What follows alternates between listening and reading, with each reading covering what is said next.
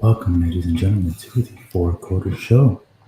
I am your hostess with the mostest, aka Mr. Swiss Roll, the main event, the showstopper, Melo. And right in front of me is Alain. So, guys, today No, you're gonna do a proper. You're gonna do a proper intro on me. I don't have the energy to do a proper intro after this last Are you week. sure? Because I think my intro deserves a better one. Also, did you post it on Facebook? We are posted on Facebook. All right. Anyone watching, please share us out, whether it's on Facebook, Twitter, or YouTube. But I need you to, while I share this on my page, I want you to give me my proper intro. Welcome to the Four Quarter Show. Your favorite host, Melo, and the current halftime champion by default is Alain. There we go. That's so much better. And because of his victory, I had to abide by his rule. And today I brought over the cab he asked for. And I brought over two different types of cabs that you can see on his background. He's going to bring up here. There we go. We got a little Josh Cabernet. And we have some Sterling Cabernet. There we go. Before we get started, I want to talk about these wines for a second. And it's something a little bit serious that's been going on for a lot of our neighbors out in the West Coast in California. They have been dealing with a lot of fires out there. And there was a lot of wineries and restaurants and stuff that got burnt to the ground. And, they're trying to really come back up. So I did my due diligence. Due diligence to get some and support our friends over there on the West Coast. I know, that's also another home for Alain, so he definitely, feels that as well. Yeah, I lived in San Diego for 3 years, so I know exactly what he's talking about.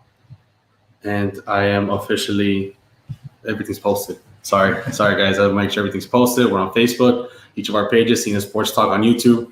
Tell your friends, tell your neighbors. Won't be disappointed, especially since this is the comeback week for Melo. Melo, you're not gonna win. You're not gonna win. We'll see, my friend. We shall see. Because right now, Melo he's very upset at the way things have gone the last 2 weeks. And after holding the championship for 10 straight episodes, to lose back-to-back, it doesn't feel good. Yeah, because I'm the real halftime champion. I mean, I don't know how... You're not the real halftime I am the real halftime champion. Get used to it. It's going to happen. I'm going to set you a record streak here, they guys. They call Melo Mr. Halftime, so I don't know. Nobody calls you that. Nobody calls you that. And we have to decide what games we're going to do for halftime. Well, that's when we get to halftime. So give me my introduction. I mean, the better one. Say, I want it with the oomph. I want it with the, and now you're halftime champion. And now the chosen one. Superman. Yeah. Oh, I'm sorry. Give me a second. And wait. All right, go.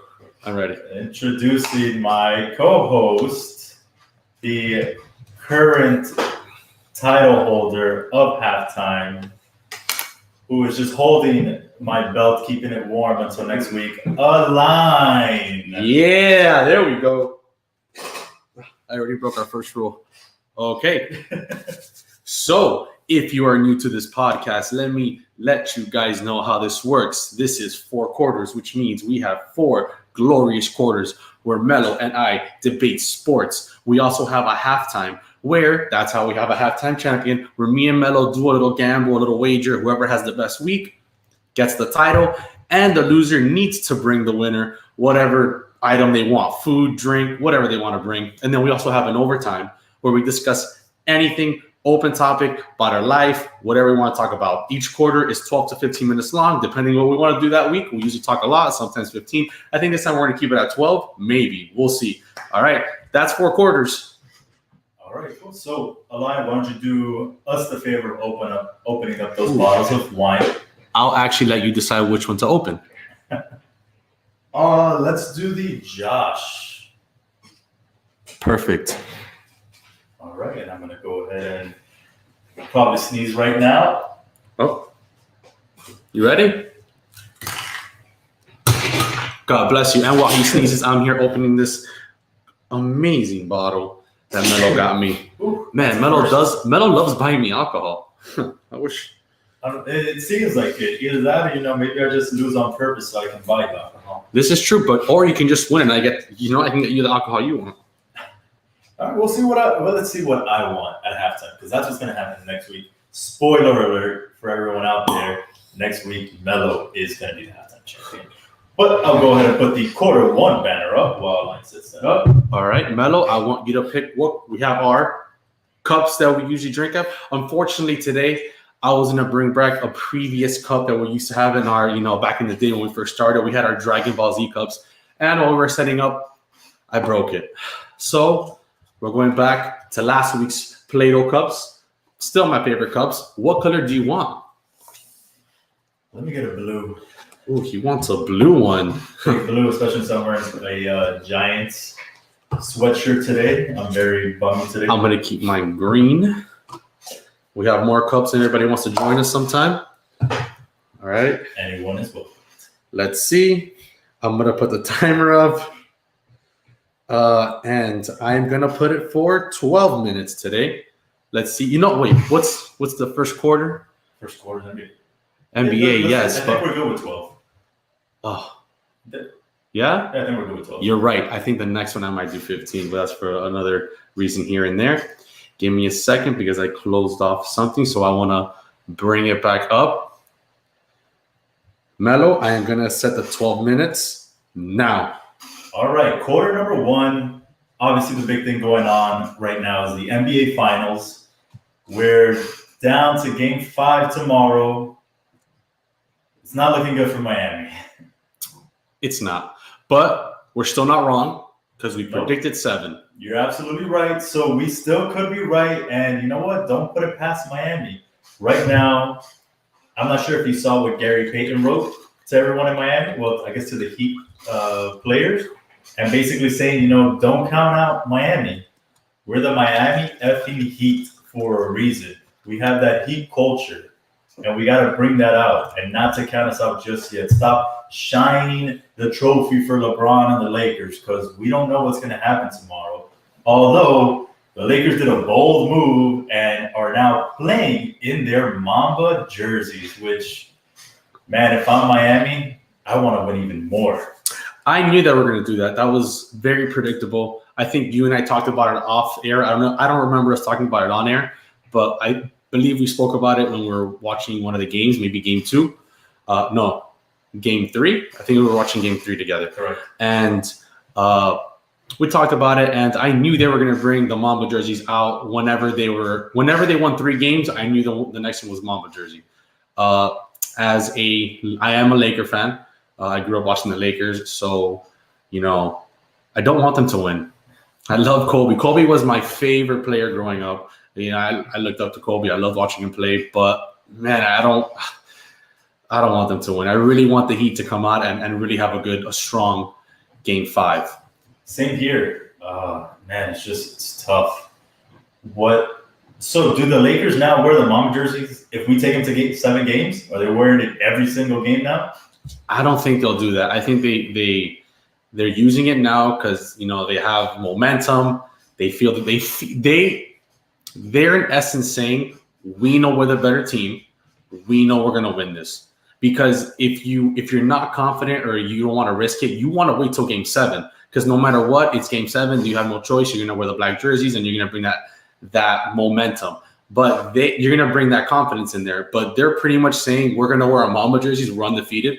We're going to win. So go to the comments here. Daniel over here saying Laker fan. Thank you.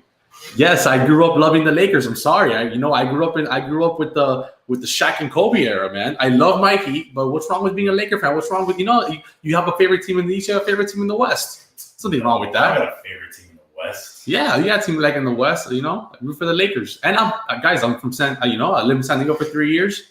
And I'm definitely not going to be a Clippers fan. You should be either a Clippers fan, maybe a Sacramento Kings fan. How about you give me a quick toast? Here, a little cheers. Boom. All right. But yeah, you could have been a Kings fan. A Kings fan? Nah, man. Nah, I mean, Mike Bibby, Peja, Vladi, Chris Webber, Doug Christie. Maybe I am a Kings fan. Your boy that's behind you was a King, wasn't he? Yes, he was. Yeah. White chocolate. All right, but tell me, Melo, who do you got for Game 5? I feel like I'm very always towards my heart. And again, I don't want to be wrong because Melo's rarely wrong. Just, this last 2 weeks, he's been on a slump. So I'm going to say that he take it. I don't think they're going to go out like how everyone thinks we're going to go out. A band finally, showed up last game, was healthy enough to play. I feel like now he's got an additional 3 days. So he should be good. And he played well. It was just certain little things like, man, Jimmy Butler needs to take control of things. So that was my big thing.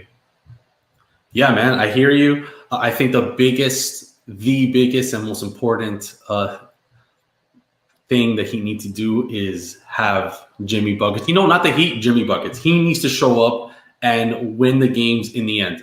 That's just what it comes down to. He did it in Game 4. He came out, he scored 40 points, and he acted like a superstar. And now all of a sudden, he did in Game 3. Then now Game 4 comes around, and he's just kind of a shell of himself scoring-wise from the previous game.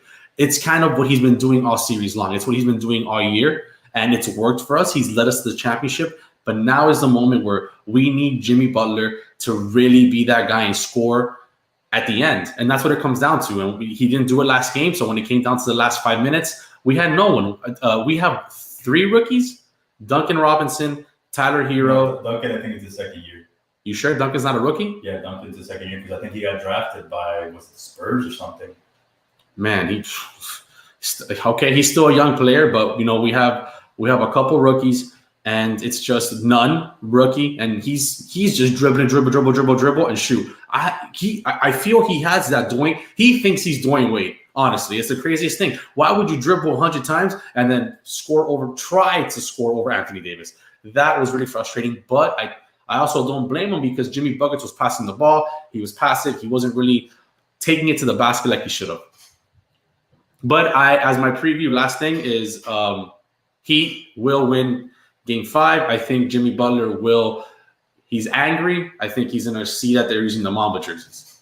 So I think now Jimmy has to become that guy. I think that's exactly what was going on in Game 4? The reason why everything went down the way it did. I think Jimmy Butler just was being too complacent because in the first quarter, it looked like, hey, man, the same guy who was in Game 3 is now here in Game 4 because he went 5 for 5, had 11 points.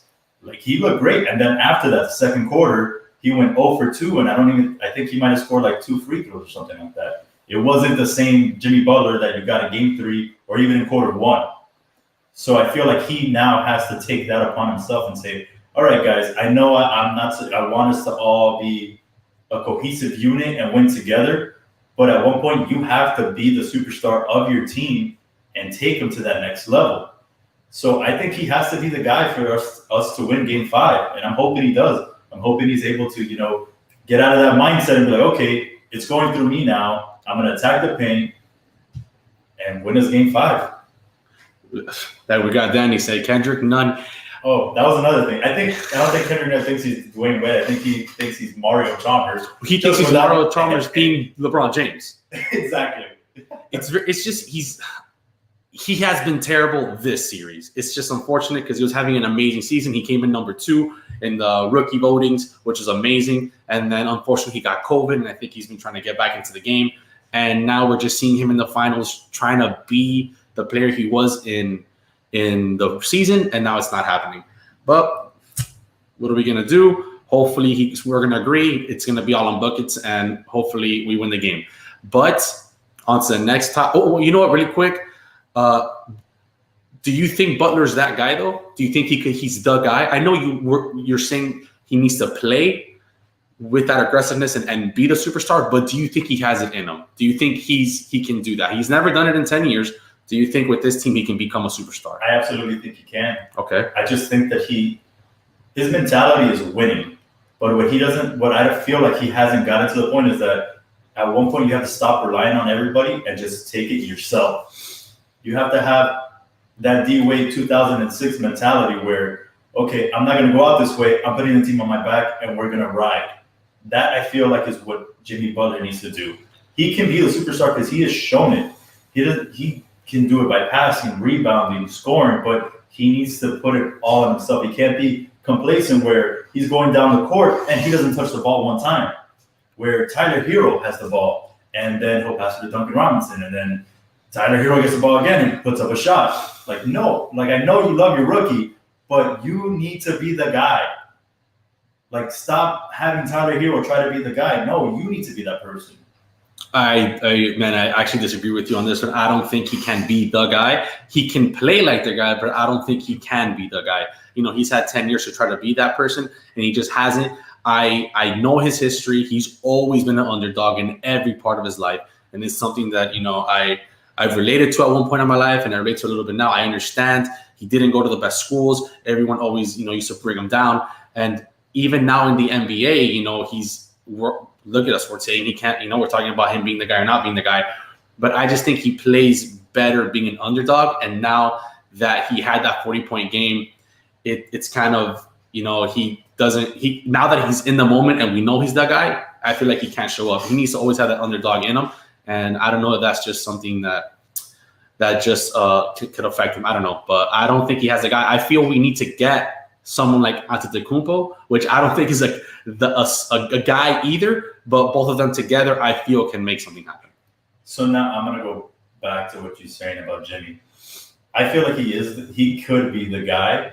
Maybe what's in his head right now is what everyone else has said before about him being a cancer and, you know, being a detriment to his team. So maybe he's taking that and trying to be more of a team player when he can literally just do it himself. But you see, I don't think he's ever been a cancer. I don't think so either, but that's what he's been labeled. Yeah, but I don't like Melo was labeled that, and I don't think he was a cancer either. I'm not sure about Melo. I think maybe Melo wasn't a team guy like Butler. I feel Butler is different because I feel Butler just had that aggressive mentality, and he just wanted a team that played with that oomph, that wanted to win. And if you look at his previous teams, I don't think they had that will to win like the Heat have, and that's what he's been wanting. I think Melo was a great player, but I feel Melo knows he's the guy. Melo wanted to be the guy, and Melo was the guy in really bad teams. So I can understand why maybe he didn't vibe well with the Knicks that time when Jeremy Lin was popping off, because Melo's like, what are you doing? I'm the guy. When I feel Butler wouldn't have had that. Butler would have actually been like, yeah, Lin, let's go. You know, I play well. I think Melo's different. Melo knows he's the guy with terrible teams, and then people didn't like his attitude. So, yeah, that's true. And apparently, Danny agrees with you too. And I'm not saying that Jimmy has to take the last shot. I just think he needs to assert himself more. He needs to not drive it into the paint, have the lane, and just pass out. Like, man, some of those are not smart. Draw the foul on Anthony Davis. That was a big thing in Game 3. Davis was in foul trouble. Their MVP was in foul trouble. So that was huge. Yeah, man. But to move on to the next segment, because, you know, it's all love for Jimmy Butler. You know, we do love him here in Miami. We appreciate everything he's done for him, for the city and stuff. But moving on to an interesting question. If, hypothetically, the Lakers win the series, hypothetically, of course, it's the last topic of the quarter right now. Who wins MVP for the Lakers? So I'm going to switch over here. That is without a doubt the Brow, Anthony Davis. He's proven to be MVP. The most valuable player to the Lakers is Anthony Davis. When he did bad in Game 3 because he was in foul trouble, what happened? He took advantage because he's their most valuable player. He has the second most amount of points in a finals in the Lakers uniform, the first 2 games ever. And obviously Shaq has number 1, but Shaq has something ridiculous like 40 points in both games. Then you go down to Game 4, in which at the end, when you know the Heat are trying to make their comeback, what does Anthony Davis do? He says, I'm going to take care of Jimmy Butler. LeBron, you step aside. And what happened? took care of Jimmy, took Jimmy completely out of the game, and that seals it. Plus, he made a clutch three at the end. That was the dagger in that game. And his plus minus right now is ridiculous as well. I think his plus minus last game was like plus 17, and LeBron James was minus 2.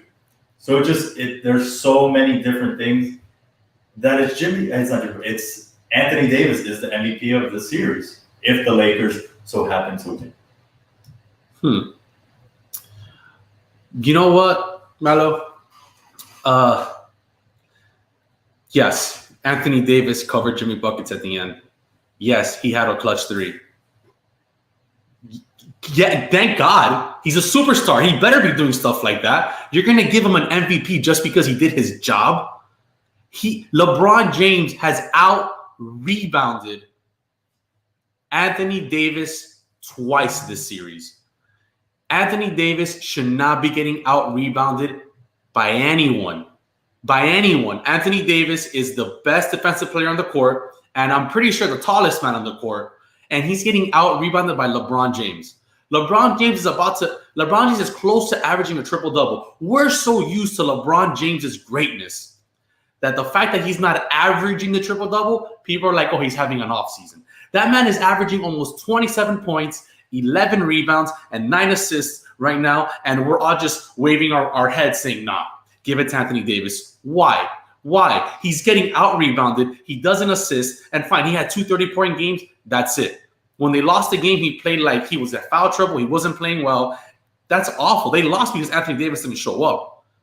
It's not fair to LeBron James. You need Anthony Davis needs to show up every game because that's what he does. Pippen always showed up. Jordan showed up. That's what you got to do. So get this nonsense out of there. Anthony Davis deserves to be MVP because it should be LeBron James if the Lakers win the series. If. It definitely should not be LeBron James. I'm sorry. The man, you put up some nice little stats there. How many three-pointers has he made in the fourth quarter? So that's where you win MVP because of three-pointers? I'm just saying 0, right? So when he can... In the fourth quarter, LeBron has a 3. He made a... When he can close out the game, he's not. It's Anthony Davis. Closing out the games the entire series. The quarter just ended. And I'm actually... Oh, I didn't hear it. Because I didn't want to go... But continue. Anthony Davis has closed out... I'm sorry, not even just the series. He's closed out pretty much the entire playoffs. We're looking at a different outcome if Anthony Davis doesn't go ahead and takes that three-pointer against Denver. Because LeBron James didn't want anything about it. Why are we talking about Denver series? You're being skipped. All right, Skip Bayless. MVP. All right, Skip Bayless. Player to that team. Okay, Danny, I hear what you're saying. Anthony Davis is deserving of MVP, but he's not going to be the MVP. Because you know what? You're right, last game in the fourth quarter, LeBron James hit a clutch three-pointer when there were 7 minutes left and it was a tie game. I believe the score was 83-83. Jimmy Buckets had just tied the game, and then LeBron hit this tying three to put him up. And you're saying this last game? Yes. Okay. That's going to be fact-checked soon, guys. Give me a second. Go continue, Mr. LeBron James over here. No, that's it. Because LeBron James is MVP. The quarter's over. There's no sense to continue talking about this. LeBron gets all this hate when he is he is going to be the MVP if the Lakers win the series. Which we know that might not even happen. So exactly, it's all speculation at this point. All right, so quarter's over. So let me take this off. Quarter number 1 is over. How are you liking your wine over there, Alain? Man, this is actually a very good wine, Melo. Thank you so much. Thank you so much. It was actually it was a bourbon barrel, so that's why I wanted that one. I'll probably read this in OT. Yeah, well, OT or halftime? Either halftime. No, I'll read it at OT. Well, it's a halftime drink. You're right. I'll read it at halftime. Wow, I've actually been wanting to buy this bottle, so I'm very appreciative that you got it. You're welcome, sir.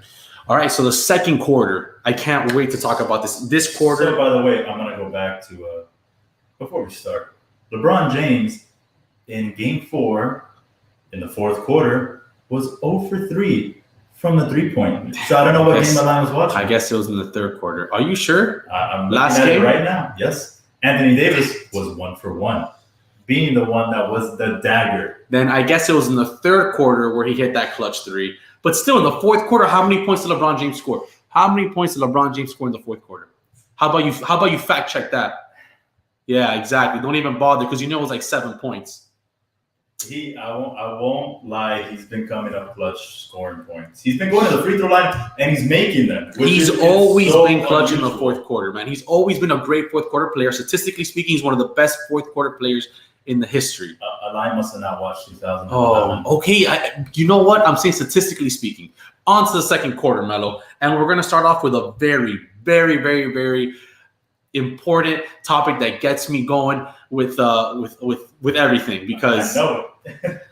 this player for some reason, I don't hate him. I do not hate him. I do not have hate for him. This isn't a Skip Bayless hates LeBron James.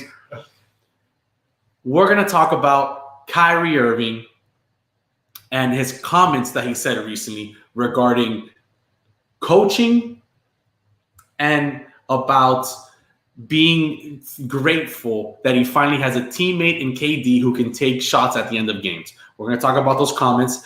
Should I go first or do you want to go first? You're up on the screen, my friend. Go ahead and kick us off. All right. So Kyrie Irving recently, he said some comments in KD's podcast, by the way. Not a media podcast, not anywhere random. In a podcast, he decided to say this in. So let's not blame the media on these comments. These are comments that he said. He said that pretty much the Brooklyn Nets don't really need a coach. I see what you did there. They don't need a coach. They do not need a coach. So pretty much Steve Nash is pointless because KD and Kyrie both said that they can both run the team. They don't need one. And then he continued on to say that. Well, how about let's talk about that thing first. Okay. So I'm going to go back over here. And when I found this out, I actually didn't know. You were the one who informed me about it. I thought that was extremely uncalled for because you have Steve Nash who, honestly, if it wasn't for those guys, if it wasn't for KD talking him up, Steve Nash probably does not have a job there. They're not picking Steve Nash to be their head coach. So for Kyrie to go ahead and say that was kind of messed up, but then you kind of go into like a hostile, situation with Steve Nash and then Kyrie and KD. Even though KD, from what I've known, he was kind of quiet on the situation.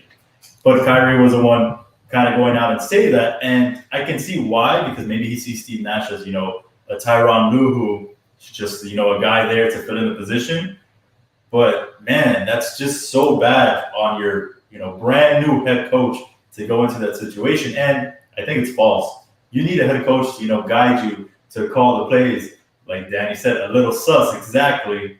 So I didn't enjoy that part of it. I thought that was so uncalled for. Like, normally I'm on Kyrie's side, but not there. Well, it was very disrespectful, for your new coach, Steve Nash, to just say, hey, we don't need you. Clearly, they picked Steve Nash because they knew he was a fill-in. They knew that Steve Nash would just listen to them. Steve Nash was coaching KD during the injury, getting him back, getting his shot back and stuff like that. And you can tell Steve Nash is just a pushover, like, hey, dude, we want you to be coach. Those two guys are superstars, and usually superstars are the ones that lead teams. The owners are going to pick whoever they say. And those two superstars pick Steve Nash. And now they're just out there disrespecting, saying, we don't even need you. Just be there so that we can call the plays. And that's what Steve Nash is going to pretty much do. It's a joke.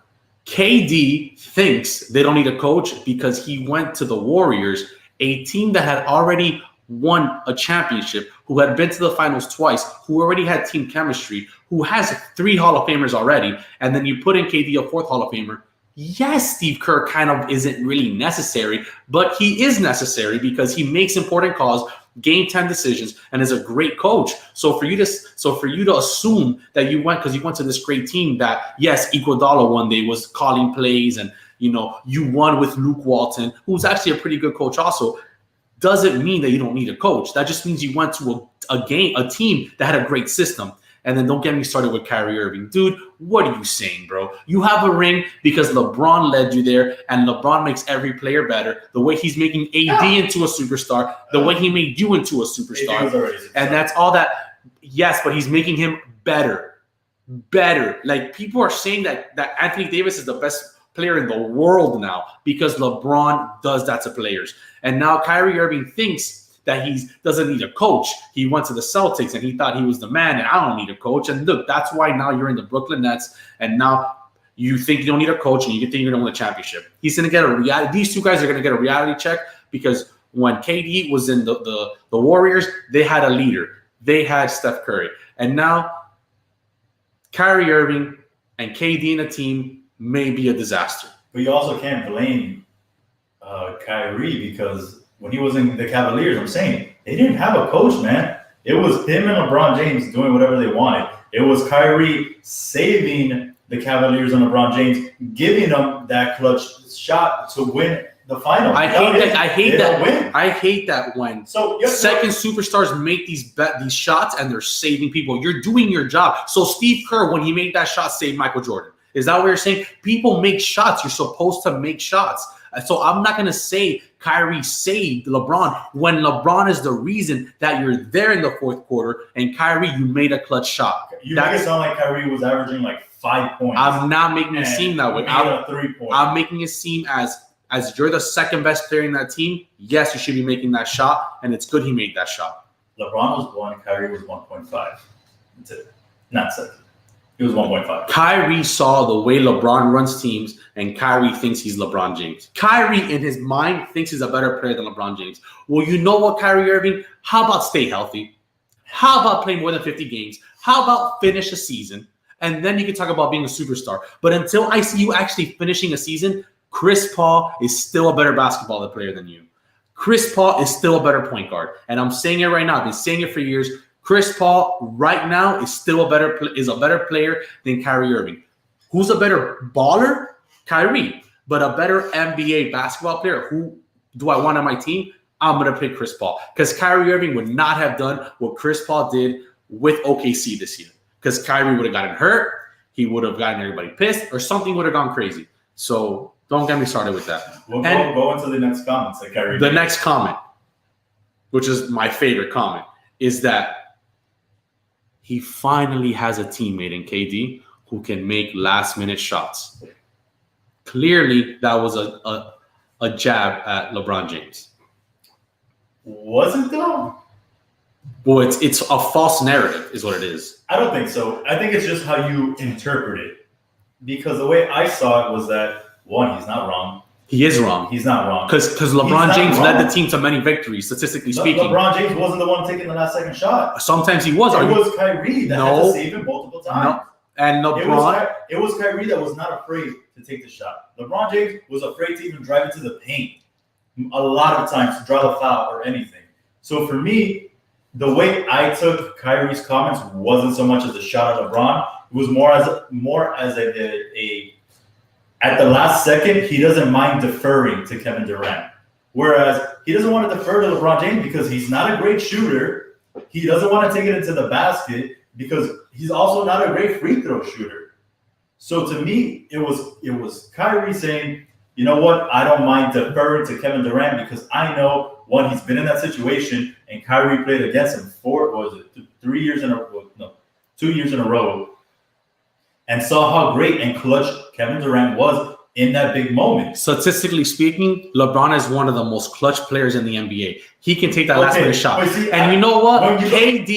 KD is easy for him to say that because last time I checked, he was 3-1 in a series, and then they lost against the Warriors. So then he joined the Warriors, and yes, I'm pretty sure it's easy to take a shot when you have somebody like Curry and Thompson who are going to take clutch shots and they have to be covered. So KD is there pretty much up to an open shot. So yeah, KD, I'm pretty sure it's easy that you can make a game-winning shot because we weren't talking about that narrative when he was playing with Westbrook. Now, because he has 2 Finals MVPs, now he can take clutch shots. Well, let's see what happens when Kyrie Irving's not there. But see, now you're forgetting something. When he was in OKC, he was deferring to Russell Westbrook because Westbrook thought he was the man, that it's his team. And KD didn't want to fight with him, so he deferred to him. which is why he ended up leaving. They were up 3-1. And KD was just fine. They blew it. Yeah, he's not that guy. And now he has another Westbrook in his team. Guy? He has another Westbrook in his team. In the Warriors that he was that guy. Watch. Now KD is going to defer to Kyrie because the type of mentality KD has. Watch, he will. Yes, he will. You want to know why? Because Kyrie saying the comment that he did is proving that Kyrie knows that KD is better than him. And not only that, but they are best friends. KD went to the Nets because Kyrie put his on the table and he said, we're going to the Nets. And KD's like, okay, we'll go to the Nets. That's what happened. And then when it comes to the big time shot, Kyrie's going to be like, give me the ball because I'm the man. Watch. I don't think Watch. So. Yes. Yeah, because especially we don't even know what KD can bring to the table now.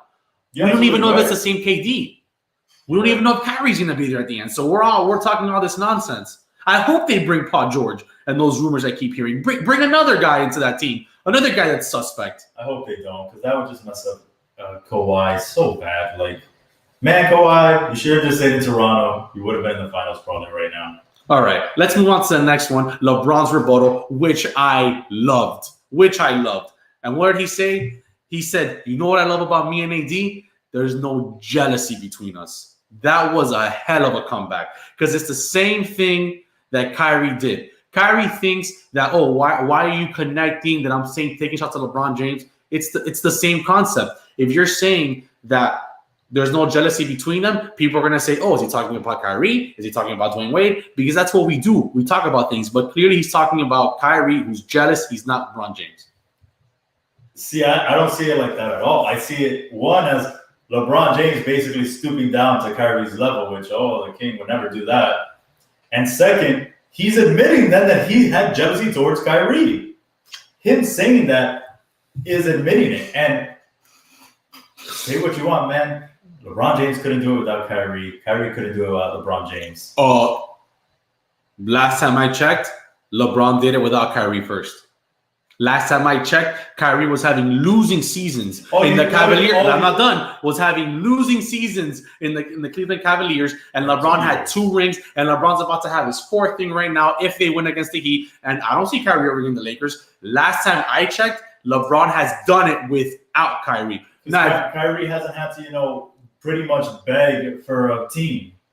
Okay, Kyrie went to the Clippers. Said, "Okay, I'm going to Clippers." He got traded to the Celtics. The Celtics didn't have a great team. They've had a really great team. They did not. They had a team that was like it couldn't get past that. Wow. They had Al Horford, Jason Tatum. You just said Al Horford. Jason Tatum. When he was in Atlanta. You put LeBron James in that Cleveland team, I guarantee you they win a championship. Don't even get me started. And you know it. You know it, man. You're crazy. No, they don't. All right, let's move on from Kyrie because I can't talk about this guy anymore. LeBron's rebuttal was so true. The next thing we're going to talk about is jealous just as much as Kyrie was. Doc Rivers to the 76ers. Are they a contender? Are they a better team now? Let me hear you. Man, I feel like it's another Clippers. I love Doc, but man, it feels like this. He's just going to another Clipper situation. And the East is just, getting a little bit tougher. You're going to have the Nets now competing. You still have Giannis in the Bucks. You have the Heat, who knows who we might get that might just, bring us up. And then the Raptors, they're going to be fighters as well.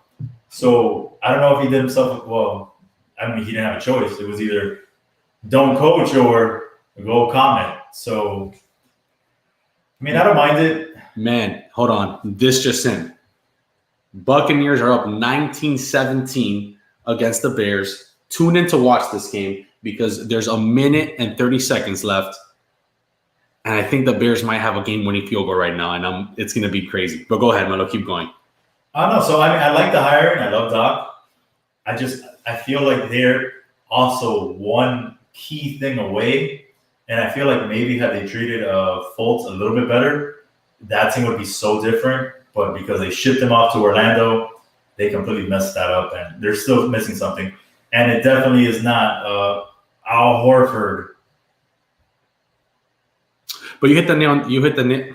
I don't know. Al Horford's a good player. I don't know why you keep saying that. He was. Okay. I feel like one got overpaid, and two he just is whatever now. You hit the nail on the coffin when you said they're another Clippers. They're a Clippers 3.0. And what do I mean by Clippers 3.0? Clippers 1.0 was when they had Chris Paul, Blake Griffin, and DeAndre Jordan. The best player on that team was Chris Paul, but unfortunately, the other two guys just don't have it in them. Blake Griffin just doesn't have it in him.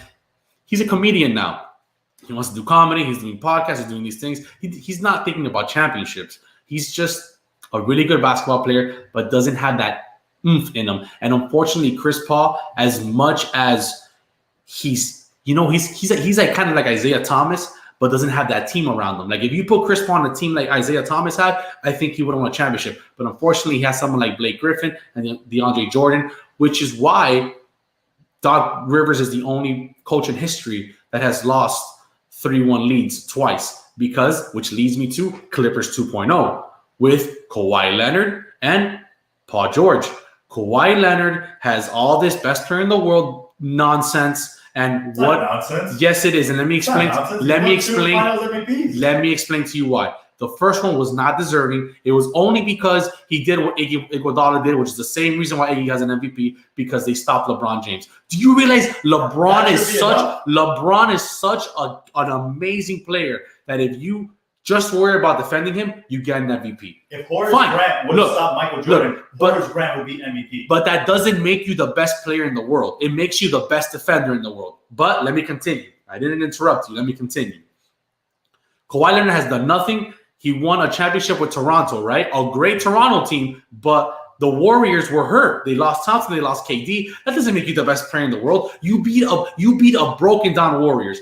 You did it though, and you got MVP, and you put in the stats. But now we're in a real season now. Nobody's getting hurt. And what happens? You see the real Kawhi Leonard. You see the real Paul George. The same thing as Blake Griffin and DeAndre Jordan. You see what they are. They just don't have that oomph in them, which is why they blew a 3-1 lead. Clippers 1.0, Clippers 2.0, and they're going to go to a Clippers 3.0 and beat someone who can't stay healthy. And then Ben Simmons, who's made out of the same cloth as Blake Griffin and Paul George. So I'm going to stop. I can't believe we went from Doc being tanked to the 76 to now me having to defend Kawhi. First off, this is not a usual season like you're making it sound like. It's not. The quarter's over, but keep going. The season stopped back in March. They had to make a bubble in which none of the Clippers wanted to be. I love that excuse. It is not a regular season. And then what happened to, you can't blame who was there and who isn't. So that's why we shouldn't diminish if LeBron James wins a championship this year, because it doesn't matter who made it and why the Clippers didn't make it to the Western Conference. I'm not diminishing his championship win. I'm not diminishing. I'm diminishing. He put the team on his back. I'm not diminishing his championship win. I'm diminishing calling him the best player in the world. He earned that championship. I'm not making the championship any less. But I'm not going to label him the best player in the world, and we see it now. You said the best player in the world is in the NBA Finals, right? Correct. He was in the NBA Finals last year. So correct. Was he not the best player in the world? How can you backtrack on that? It was still Kevin Durant. Kevin Durant was the best. Kevin Durant was – I didn't say who had to win the finals. In the finals was Kevin Durant, and that man had 12 points in, I think, the first quarter. He was buckets. He was Tyler Hero before Tyler Hero. He was buckets, and then he just, boom, he got hurt. Oh, boy. I don't know. Are we behind? Kenny, what's going on? Are you giving us breaking news right now? Because my YouTube TV says there's still, a minute 30 left. Yeah, but that's the end of the quarter. Clearly, Doc Rivers signing with the 76ers not a good idea unless they get another player. That's what it is. They're missing it. I don't know who wants to go to Philadelphia. It's a great city, man. It's a great NBA city. It is, but I feel like they need to. It's all about the culture. I don't want to say culture because where that heat. Give me your wine, bro. Yes, sir. But I feel like the locker room and the organization you want to go to, Philadelphia is not right now looking that great, especially the way they treated Fultz. Look at Fultz now in Orlando. He's a brand new player down there. So it's like. What was wrong? What happened in Philadelphia that had you either getting hurt, not being able to play? So unless Doc is going to go over there and switch everything around, it's going to take some time, man. Well, I think Fultz needed a new city. I think he needed a change. I think he needed a change of scenery. I'm not going to blame it. I mean, Philadelphia has some blame as to how they handled him, but I feel he needed a change. But, let's move on to halftime. It's time to move on to the next one. Apparently, we are behind. According to Kenny, said Brady's so old, and then Danny said that he thought it was third down when it was fourth. Man pulled a J.R. Smith. Oh, man, I can't wait to see the reviews later. I can't wait to see what they were talking about the game. All right, so I'm going to put up. It's halftime. Oh.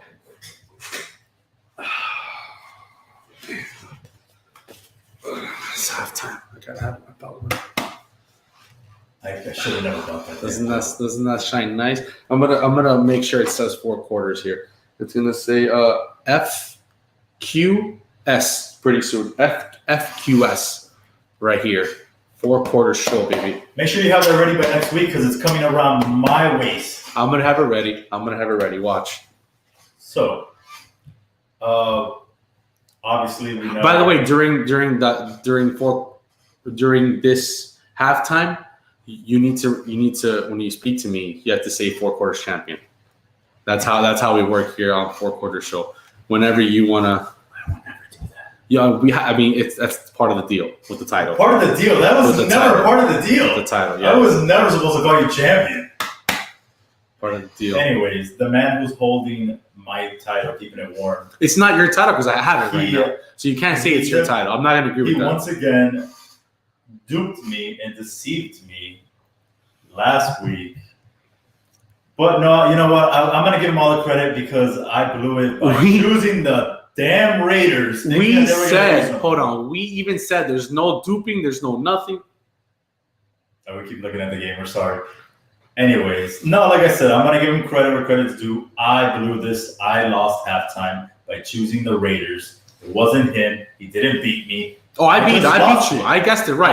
I banked on 4-0. I banked on the Bills going 4-0. I said it on the Bills. Go back to the tape. I would have never chosen the Cowboys. Go back to the tape. So it came down to me. I shouldn't have picked the Raiders. I trusted John Gruden way too much.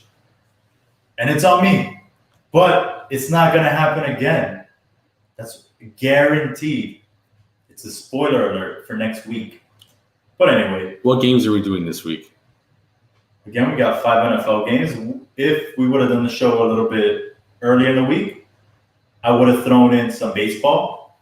But at this point... Bears make the field goal. They're going to make it. I just see it right now on ESPN. I just saw it right now. We're talking about baseball later, so I'm not going to include baseball because the week is pretty much over, and we all know who's basically advancing. So we're going to go through these games. Okay, and I'll start it off with the first game. It's going to be the Carolina Panthers versus the Atlanta Falcons. We're not going to do that. The Atlanta Falcons are... Come on. They're the worst. I'm sorry. The Giants are the worst team in the NFL. They're not. Atlanta Falcons are the second worst team. We're doing that game, and I am choosing the Falcons. We're not doing that. What? For real? I'm choosing the Falcons. And the Bears make the 38-yard field goal attempt. Are you sure? Is that what we're doing? I'm choosing the Falcons. I'll take that one. That one's fair. That one's fair. Oh, that one's fair now, right? You were just bitching about it. We can write that one down. Okay, what's the next thing that you want to do? Next game, we have the Jaguars versus the Texans. I'll let you pick this one first. It's a fair game. One team is defeated and the other one has 1 win. Let's keep going. We'll see. I haven't said no to that one. You can't say no to that one. Of course I can say no to that. I want to have a choice. Oh, come on. Why do you get to pick the games you lost? I'm picking every game that's, fair 50-50. No, that's not fair 50-50. How is it not? One team is 0-4 and the other one's 1-3.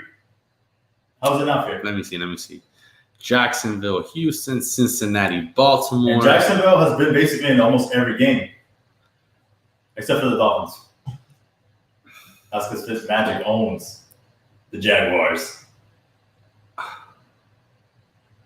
I'll pick Texans over Jaguars. Okay, I'll take the Jags then. All right, next up we have the Indianapolis Colts versus the Cleveland Browns. So since Who do you want?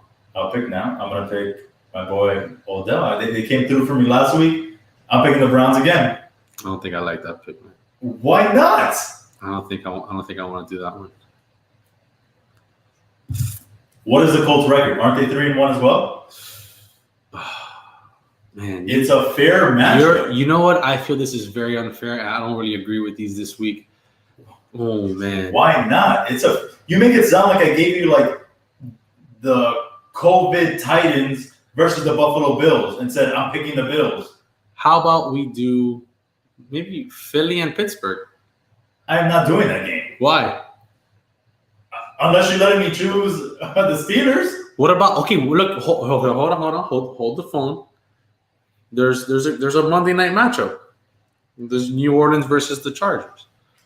I don't like that game. Why? I don't feel like it's fair. Oh man. Okay. You know what? For the sake of the show, whoever picks it, you know the Chargers are not as good as the Saints. Let's be real. They're not. Fine. You want the Browns? I'll give you the Browns. I'm. You know what? You've been losing so much. We'll have it your way this week.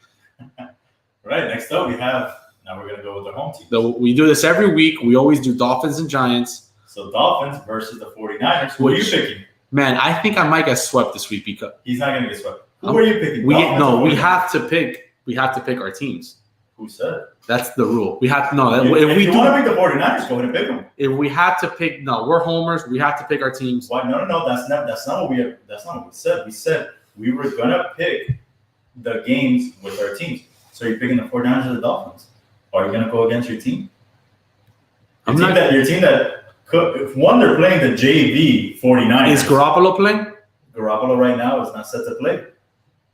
They're playing the JV 49ers. I'm gonna pick my team because that's the rule. We're supposed to pick our team. That's not the rule. Yes, it is. And and the next one, Giants versus Cowboys, and you're picking the Giants.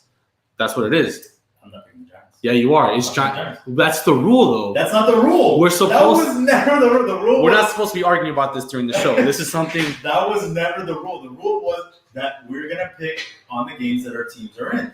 Normally, of course, we're gonna pick, the teams that are we're again. Then we're erasing Dolphins and 49ers, and we're just gonna do those three top teams then. Why? Because the rule is you pick Dolphins and Giants. You don't. So wait, I'm gonna go everyone. Alain likes to talk crap about the Giants, but he doesn't want to pick them.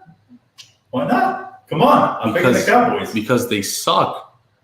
So do the Cowboys. You're answering your own question. I talk shit about the Giants. I'm not gonna pick the Giants. They suck. They have the second worst quarterback in their division. No, sorry. So let's just take those Dolphins and 49ers out and just keep it at those three. Oh, go ahead and keep them in. I'll root for the Panthers, Jaguars, Colts. Oh, go ahead and put them in. Why? You're going to pick the Giants? I don't think it's fair, and I feel like I'm being duped again. You're not being duped. It's being broadcasted right now on 3 different networks, and I'm being duped again because that was never the rule. The rule was we're going to put whatever our favorite team is, in the lineup, and you pick what team you want to pick. Normally, we don't go against our team because why would a fan do that? But Melo is willing to do what it takes to win back his goal. So what belongs around him. So you're going for your Giants. There we go. And everyone after season, right? No. I'm Giant. Are you picking Giants or Cowboys? And that's it. Last question. Go ahead. I'm obviously being duped here. So you're Giants. I'm picking the Giants. Yeah, you have no faith in your team. I'm over here picking my team. I don't know why you don't pick your team. There you go. I got my faith. I had to convince him to pick the Dolphin and 49ers game. But yeah, of course. Again, America, you are seeing this. Whatever country you're watching this from, you are being duped here. You're not being duped to anything. Duped. Let me take a picture. Boom. It's all set up. All right. So, final. You picked Falcons over Panthers. You picked Jaguars over Texans. You picked Browns over Colts. You picked Giants over Cowboys. And you're picking 49ers over the Fins. Okay. All right. That's it. That's halftime. I said I was going to read this during halftime. Thank you for my wonderful drink. Our Josh Sellers Reserves Bourbon Barrel-Aged Cabernet Sauvignon is made with our award-winning Cabernet. By aging in oak bourbon barrels for 2 months, the wine is enhanced with subtle notes of caramel, vanilla, and a hint of bourbon. The resulting Cabernet is bold, yet well-balanced, with scents of dark fruit and pepper and long finish. This is a 4 quarters recommendation. Josh right here. 4 quarters seal of approval. Really great wine. Man, this game is going on. How much wine do we have left of that?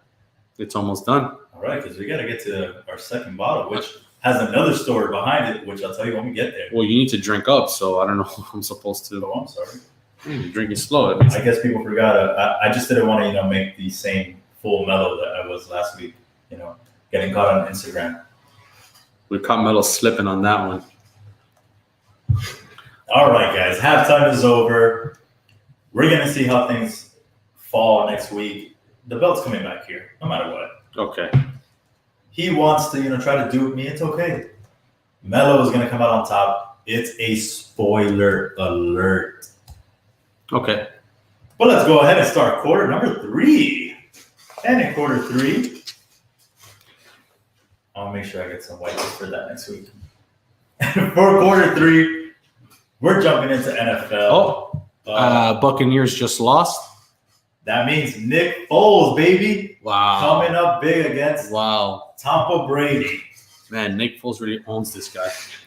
Not as much as Eli Manning, though. That's true. But let's move on to quarter number 3. Since we're talking NFL, why not? So, first thing we're going to do is talk about who we believe, is an early NFL MVP. We got 4 weeks where we are a quarter of the season done. So, we're going to throw out a really early prediction out here of who we think deserves MVP at this moment. 12 minutes on the clock. And you want me to go first? Sure, go right on ahead. I will give you the chords. Well, the MVP is going to go to my guy from Seattle. Well deserving of it. He needs to be given an MVP. Russell Mother effing Wilson. He is the most valuable player in his team. 16 touchdowns already, 2 interceptions, undefeated. I don't know how else to tell you, a 75% completion rating. He deserves to be MVP. His best receiver is DJ Metcalf, a second-year receiver. Oh, because Metcalf's a bum now. I'm not saying he's a bum. I'm just saying he's not a number 1 star. Of course he is. He's what is he, number 2 in receiving yards this year? Yes, he's having a great season right now, but you have to have a long season for me to consider you a superstar. I'm not going to consider someone a superstar because they're having 4 good games. But I'm going to give it to Russell Wilson. He's very deserving of it. He's always getting disrespected. So give it to Russell Wilson. So, obviously, Alain is wrong because it should not go to him, especially after his struggle with the Dolphins. The Dolphins have a good defense. Go ahead. Okay. So, my MVP, and it's going to be the MVP at the end of the year, it's going to be none other than Aaron Rodgers. The man has put up, you want to talk about a guy who, what is it? Devontae Adams, I believe, hasn't been playing the last couple games. He's put up great numbers. They're winning by large margins, and he's doing what Aaron Rodgers always does. They're 4-0. You cannot stop that man. He's got 1,214 yards, 13 touchdowns. He's unstoppable at this point. So Aaron Rodgers is going to be the MVP. I'm not even going to say he is going to be the MVP. No. Russell Wilson is going to stay consistent. I think Aaron Rodgers at one point might have a couple off games and might drop down a little bit. He's going to start facing some better competition. The Falcons isn't competition. Come on, let's get out of here. They have third-string players at this point. Okay, but who has a tougher division at this point? Think about it. Your boy Russell has to go up against, right now they're the JV 49ers. They have to go up against the Cardinals. and they have to go up against the Rams. But that's why I'm saying Rodgers is going to have a couple off games. He's going to start facing some tough competition. They're not going to play as well, and I think Russell Wilson's going to. I think they're going to mop the Bears again. They're going to mop the Vikings again, and then the Lions. I don't know. The Bears just beat Tom Brizzle. Oh, you mean the Tom Brady that was down to the Chargers last week, right? But then he scored 5 touchdowns, so let's not talk bad about him. I'm just saying he had to come back. So what does that have to say about that Tampa Brady defense? Russell Wilson deserves an MVP. He's never been given an MVP, and it's just unfair to think that someone as good as Russell Wilson has not gotten an MVP yet, and this is his year. I think it's more unfair that he's never gotten an MVP vote because he's had great seasons, but an MVP, he has had a great defense every single year of his career. So I'm sorry, you're expected to win. Sorry. All right. Well, let's move on to the NFC least, as we like to call it over here. We as a lot of people. The NFC least, because they're the worst division in football, and it's not even close. This is probably like back-to-back years. Like the NFC least, I'm sorry. It's not back-to-back years. The Eagles won like 2 years ago. The NFC East is so bad that it has me wanting to change the NFL playoff format that we will talk about later. But first we're going to talk about the NFC East. First, should the Cowboys change their coach? Melo, go. I'm going to say no, just because it's only been 4 games. They haven't played a bunch of bums. They are going to play some this weekend, which, again, that's why I chose the Cowboys. But don't do that. Do not do that. You chose the Giants. I don't think they should change their coach so quickly. Skip Bayless, bro. I don't think they should change their coach so quickly because, again, there's still way too much season to go. They can literally win the division at 6-10. Let's be real. The way the division's going, the Eagles right now lead it with 1-2-1, and the Cowboys and Redskins are both tied with 1-3. So they can literally win the division still, make the playoffs, and if they get hot at the right time, if everything goes cohesive for them, they can make a run. Their offense is stacked. There's no reason they should be where they're at right now, besides the fact of they are getting outplayed. They can easily be 0-4. So I don't think that they need to change their coach. The Cowboys should be 0-4. What do you mean? I'm saying they easily could be 0-4. No, they should be 0-4. They could. They should be. You have the Atlanta Falcons who love to blow leads more than Exactly. That's why. That's why the Cowboys are that bad. They should be 0-4. So tell me, you think they should fire Mike McCarthy already? Yes. I do. I believe they should fire Look like you struggled there more than the Cowboys do on Sunday. Opening the bottle? Yeah. My bad, man. Yeah, I have an old school bottle opener. It's my fault. We gotta put it into the 4 quarters budget because I'm gonna keep winning and we're gonna keep buying wine because I love wine. So excuse me. Oh, we didn't talk. Oh, we'll talk about that, I guess. Talk about what? What I'm gonna get when I win next week. Okay. Oh, that's true. We didn't talk. Oh, that's a good. We'll talk about it in OT. You're right. All right. So should the Cowboys coach get fired? Absolutely. He was awful the last couple of years with Aaron Rodgers. They had a 22 ranked defense with the Packers, and then when they brought in their new coach, all of a sudden that defense, pretty much the same defense, is ranked 8th. The Cowboys coach is having a problem adjusting to NFL football with the new ways being played, and he just can't handle it. He doesn't understand defense. They either need to bring a prime-time defensive coordinator, someone like Wade Phillips, someone like Rex Ryan, some guy who knows defense. Why are you laughing, bro? The Ryan brothers are the best. I'm just saying someone like that or someone new who just knows how to handle defense because they are – I don't even think the Cowboys have a defense. I don't even know. I should be put out there. They just came out. I think Xavier, their safety came out and said that he can't go 70 plays. How is he not cut from the team? That is ridiculous. You're not even a star. How are you saying you can't go hard? He needs to cut that guy. They need to do – and I'm not someone who wants to fire people. It's just if you're going to tell me that you're not going to do your job, you shouldn't be on a team anyways. So they need to fire him. You run even more. Be like, okay, we're going to get you to that condition where you can play that. Who's the Giants offensive coordinator? What's his name? Jason Garrett. He never started 1-3. ever. In the 8 years that he was a Cowboys coach, he never went 1-3. And people hate Jason Garrett as a Cowboys coach, and he never started this bad. So, yes, you got to fire that coach. But that's exactly our point. Jason Garrett might have not started 0-4, or I'm sorry, 1-3. But at the end of the year, he blew it every single time. Well, at least at the end of the year is when he went 1-3. At least he was there. At least he was close. What if McCarthy right now wins out? He should be number one in the division. He can't play. He doesn't know how to handle defenses. If McCarthy wins 12 straight and they go 13-3, we're not having this conversation. I'm wrong. And Absolutely. He can do the opposite of what Jason Garrett did, where Jason Garrett had a good start but blew it at the end. Maybe you're right, but I'm not seeing that right now. I'm seeing awful football. Oh, that's what I'm seeing with Jason Garrett at the helm in New York. Let's not blame Jason Garrett. The fact that your quarterback is lousy and you have no running back.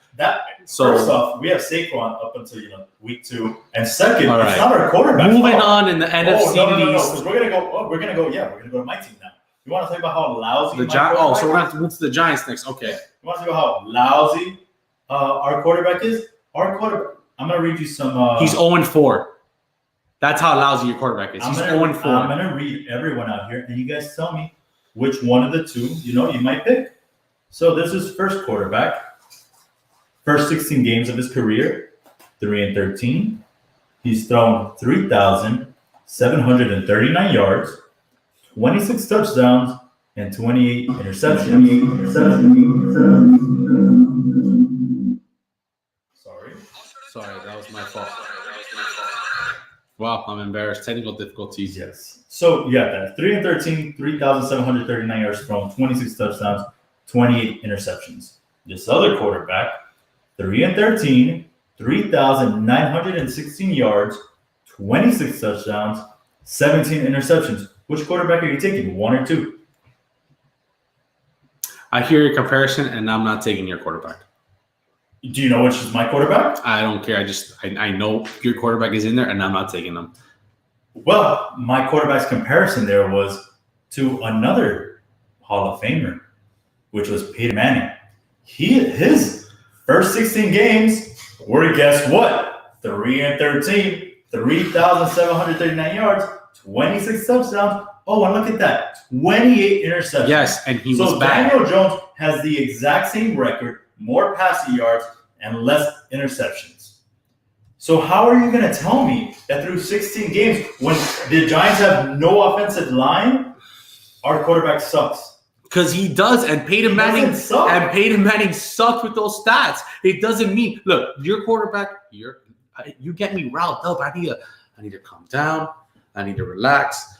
Your quarterback, I'm not saying your quarterback doesn't have the potential to get better. I'm saying right now he sucks the same way that Peyton Manning sucks. I can't blame him because he hasn't. I can't blame him. No, it doesn't matter. No, half the problem is your offensive line. Half the problem is your shitty quarterback.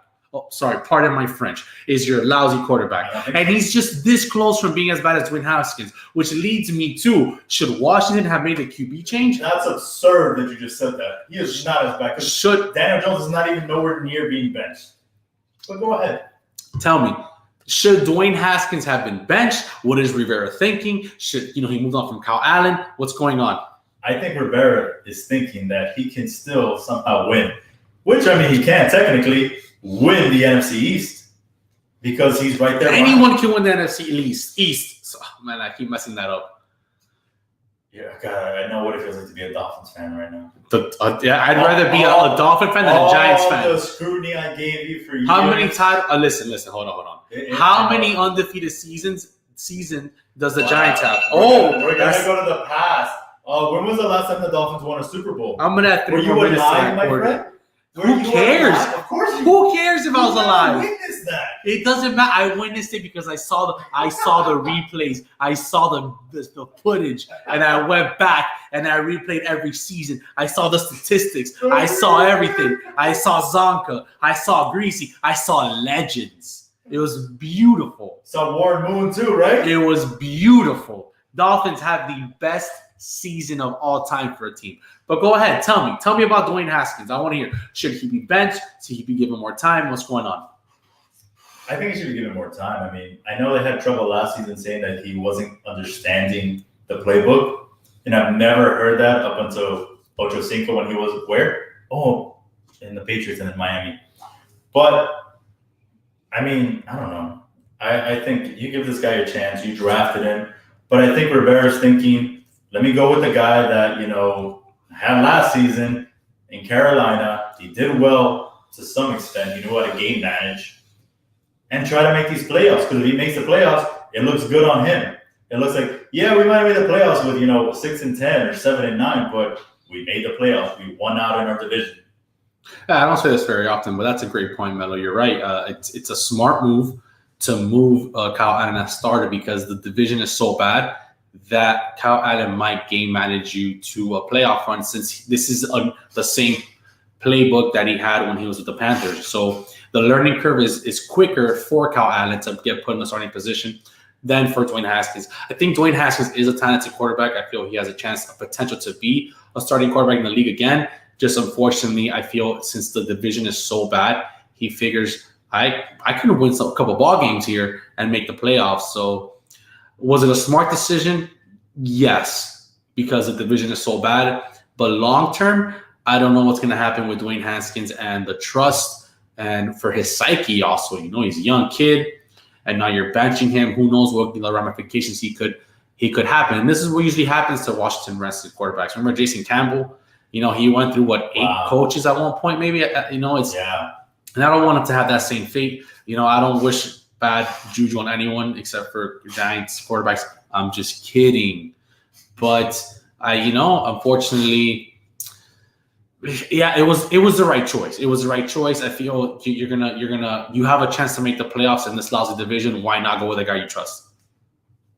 That's true. So the Eagles, the Eagles just suck. So nothing else. Just last thing for this quarter. Tell me, what about the Eagles? Are they the best team in your division? No, the Eagles suck. I mean, they have the best quarterback. They do. They do have the best quarterback. I will say Carson. The best quarterback in the NFC East is Andy Dalton. He's made it to playoffs. I can't even argue that right now, man. I think you have a point. He benched that. That's the end of the quarter. Moving on to quarter number 4. How's your wine before I continue? If you open up that bottle, Oh, yeah, look, I almost got it open. Here, let me be a Cowboys player right now. By the way, everyone watching, there we go. Let's see. Kenny, I went back to volume 10 and 11 from when Alain came back. You guys both picked home teams in each episode, even if you knew your teams were outmatched. But it was not a rule that we had to pick them. No one ever said, hey, you got to pick your team. And Kenny, we never said it on live air, but when we were here talking about that strategy, we did say every week we were going to pick Giants and Dolphins, and we were going to pick our home team. See, we never said it on live air, though. But you see, what Kenny's saying here with the Bears, I didn't feel like they were matched with the Bears. I feel like the Giants could have, and they almost did beat the Bears. And the Dolphins almost beat the 49ers. They haven't played the 49ers, you fool. I'm sorry, and they almost beat the Seahawks. It was a close game against the Seahawks. But switching to the orange cup.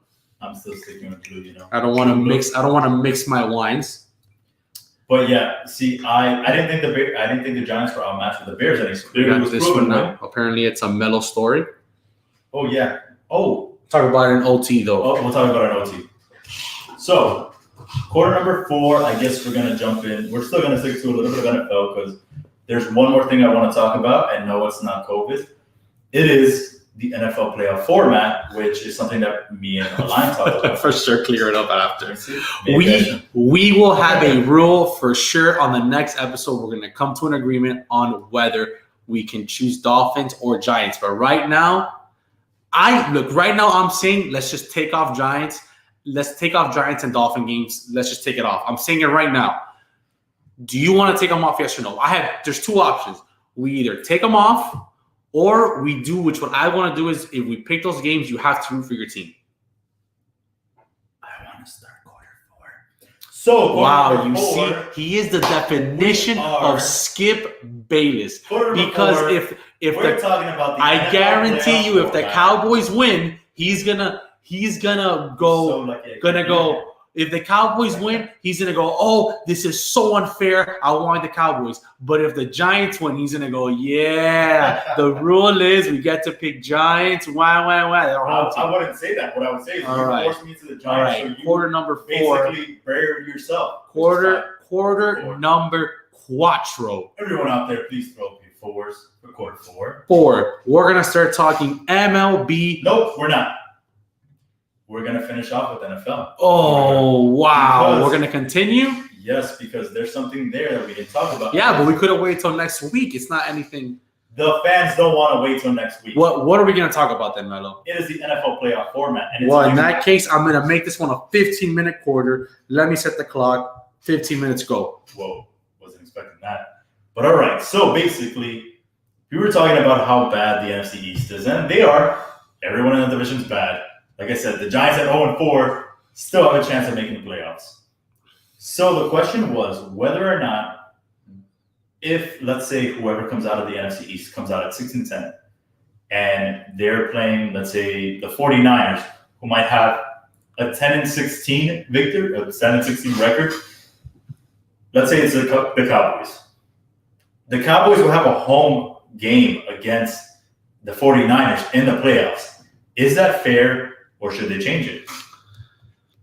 Well, fine. I'm happy you brought this up because me and Melo, we actually spoke about this on Monday Night Football, watching Monday Night Football for the Eagles and 49ers game. And we brought up this conversation. And I feel like I think that if you have a losing record in your division and you end up winning your division, and I'm going to go with as far as saying if you have a tie 8-8 record. So I'm going to consider, I know 8-8 is a winning record, but I'm going to go as far as saying if you have an 8-8 record in your division or less, you should not have home court. You can be a wild card team. You for sure make the playoffs. You can make the playoffs because you didn't win your division. And one of the wild card teams who had actually a great winning record, they take the home court advantage. Now, I know that seems a little crazy. So the best outcome would be the top 8 teams. How many teams make in each division? Is it 8? Is it like basketball? I believe it's 7 now. Whatever the case may be. If it's the top... It's the first 4 and then 2. So it's 6. Yeah, I think they expanded to 7. So if it's the top 6 or 7 teams, whatever the case may be, if it's 7, right? You rank them how they are. No matter the division, no matter the leader, you rank top 7 teams. And if you're a top, you dancing over there, bro? The wine hitting you? I'm dancing because you're wrong. The top 7 teams, you rank them, and then whatever your division record is will determine tiebreakers and things like that. But there has to be a change. You can't be an 8-8 team and be ahead of a wild card team that's winning. You can't be in a division like the NFC least and just make it to the playoffs. I know that's how the Giants usually make it. I know that's their MO, but go ahead. Number 1, that's not how they make it. They've won the last 2 Super Bowls through the wild card. So they've earned their spot. Number 2, I don't think it's fair because let's say, again, this season, you might have where the NFC West is going to have 3 teams over 500. So you're saying that if a division winner division winner wins their division, but they're 6-10, but there's 7 other teams ahead of them with a better record, they don't deserve to make the playoffs? They won their division. They did their job. Yes, and they should win your division. It wasn't get the best record. No, it's win your division to make the playoffs. So I think what you're saying is wrong. They deserve to make it. They deserve a home game because they won their division. They did what they had to do. That's it. I'm sorry, I just don't agree with that. Yes, they won their division, but they won it in a lousy way. And I'm not saying it's a win. But you see, on my first example, I'm not saying you don't make the playoffs. I'm saying you make the playoffs, but you just don't get home court advantage, and it's not fair. You have an 8-8 record in a lousy division. Yeah, but basically what you're saying is they should get the 7th seed and then go up against number 2. Yeah. I mean, no, that's in my sure. Yeah, actually, yeah. I don't think that's fair. I think it's fair. You did not have a good record. It doesn't matter. You won your division. I'm not gonna agree with that. You Okay, won your division. but I'm saying it's only if you go 8-8 or lower. If you have like a 9-7 record, you win your division. It's if you have an 8-8 record or lower, where it's just unfair. Like you couldn't even have a winning record to be 9-7. You're 8-8. You could have had a tough schedule. You don't. I don't care. But that's something. Play into it. Man, you get me so hyped. That's just something that we can say about any division. Oh, I had a rough record. We're not gonna. We don't judge it by we had a rough record. That's not how the NFL works, and you know it. I'm sorry, no. If you win your division, you did your job. All right, you will get a home field advantage. Moving on to the current MLB picture. Clearly, me and Melo have been completely wrong about this because we decided to be homers and go with our hearts and go with passion and go with what we thought was going to be fun, which I promise you guys I will never do again. I should have thought logically. Right now, it's bad. It's just bad. You know, the Marlins are the Atlanta Braves are just sweeping. And not just sweeping, they're leaving. They left the Marlins twice scoreless. The National League. They're just sweeping the National League. And the Astros have found the new way of cheating. I'm just kidding. Hopefully they're not cheating. We don't know that. I know we don't. I'm just messing around. But they're winning, and they're playing well. And now the Yankees won today. We missed them 2-2, which means we have hope that one of our teams makes it. You know, so thoughts on the MLB baseball and how wrong we were on this podcast. And I'm so sorry about that we were so passionate. And it's because of the quarantine. We were hot. We were feeling good. We wanted to just go with our emotions, but that will not happen again. I'll definitely say I've been completely homer because obviously I picked the Marlins. I did pick LA, which I'm looking good right now. But then I picked the A's. Oh, you're right. I did go with the Padres because I was from San Diego. Exactly. I remember going with Houston being eliminated in the first round just because I don't think a bunch of cheaters should have even been allowed in the playoffs. I agree. And you know what? We should talk about that in our next podcast. I have a lot to say about the Astros, but go ahead. Unless you want to talk about it now. I mean, we have 15 minutes, so once we finish up here. We actually have about 9 minutes, but they shouldn't have been allowed. I feel like all their stuff got swept under the rug, so I didn't want to see them anywhere near the postseason or even succeeding. So to see them in the American League Championship Series is very upsetting. By the way, update. In the bottom of the 7th inning, Dodgers are winning 8-3. So right now it's looking like Dodgers might advance, but I might still be. I still have a chance to be right about the Padres. Stranger things have happened. So Marlins, Cubs. Let's hope there's a Dodger. There's no fans. No fans, so there's God damn it! All you got is cutouts out there. So unless one of those cutouts is gonna put their hand out, but luckily the Yankees pulled out the win today. I'm really hoping they pull out the win tomorrow. Because man, baseball's looking bad. I'm actually gonna put the game on the big screen right now. Baseball's looking bad for all of us. But you know what? How are you enjoying the fast-paced baseball? How are you enjoying that the game is back to back to back? Are you liking it? Are you not liking it? Tell me. So, and as let's say just a baseball fan perspective, I'm loving it because from 2 p.m. all the way up until 1 a.m, there's sports going on. I don't care if it's baseball. I don't care if it's hockey. I don't care if it's cricket or curling. I'm going to watch it and I'm going to enjoy it. That's just who I am. So for me, I'm loving it that it's every single day. It's pretty cool. I'm loving that it's every single day, back to back to back. And you have, it's giving these teams more, I don't want to say competitive edge, but like it's making the managers have to coach more, be like, okay, who do I have to put in? Who do I have to watch? Because you're going back to back. You're not going one day, getting 2 days rest, and then going another starter. There's no going 3 starters for 5 games. No. But you know what? I love postseason baseball when it comes to the playoffs like this. That was redundant. I love postseason baseball. It's the wine. Sorry, guys. When it comes to the fourth quarter and we're drinking this much, things get a little hazy. I actually love. I hear what you're saying, and there is more strategy to it. But I don't smile like that because last week it was me. This week's it's not me. I haven't embarrassed myself yet. But I will say, back to my point. I love stories like Josh Beckett in 3 games, coming out and winning. And he's just one of many pitchers who have done it. And I do love that storyline. So I'm going to go with, I love that it's fast paced and you're watching game, which we're not used to because with football, you have to wait a week. With basketball, we have every 2 days, stuff like that. So it's been fun watching them speed it up. But baseball is a type of different sport that I actually enjoy stories like, there's also strategy in picking, can this pitcher go on 3 days rest? And, so as much as I'm not disagreeing with you because I feel like you have a point with what you said, I just also love the fact that there's pitchers who can go on 3 days rest and you bank on them. No, you're absolutely right. I like that there's more strategy now to it than just that. Yeah, you're right. There's a lot of strategy, but I feel that.